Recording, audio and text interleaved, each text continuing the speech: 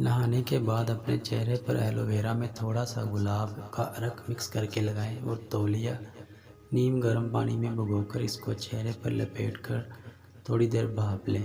اس سے چہرہ اچھی طرح کلین ہوگا اور نکھر جائے گا۔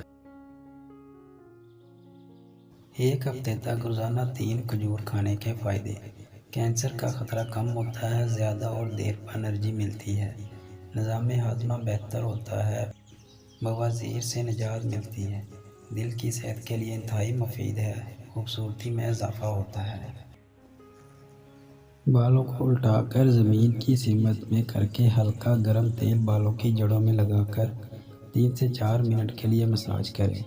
ہفتے میں 2 بار ایسا کریں۔ اس سے بالوں کی جڑوں میں خون کا بہاؤ تیزی سے بہتر ہوگا اور بال جلدی لمبے ہو جائیں گے اور گرنا بھی رک جائیں گے۔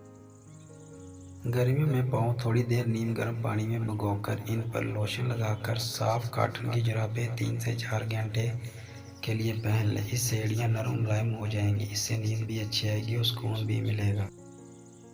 اپنے بالوں کو شیمپو کرنے کے بعد انہیں گرین ٹی والے پانی سے دھو لیں۔ آپ بالوں کی خشکی دور کر سکتے ہیں۔ اس پانی سے بالوں میں چمک آتی ہے اور بال گھنے ہوتے ہیں۔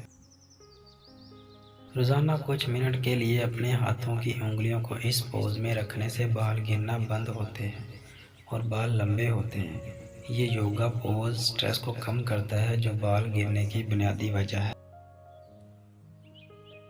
رات کو سونے سے پہلے 1 کپ دودھ میں 2 کھجوریں بغیر گٹلی کے ابال لیں اور جب ذرا نرم ہو جائیں تو یہ نیم گرم دودھ پی لیں اور کھجور کھا لیں۔ اس سے آپ کو پرسکون اور جلد نیند آئے گی۔ روزانہ 20 منٹ کے لیے اپنے ہونٹوں پر شہد ماسک کے طور پر لگائیں۔ اس سے ہونٹ نرم ہوتے ہیں، گلابی ہو جاتے ہیں۔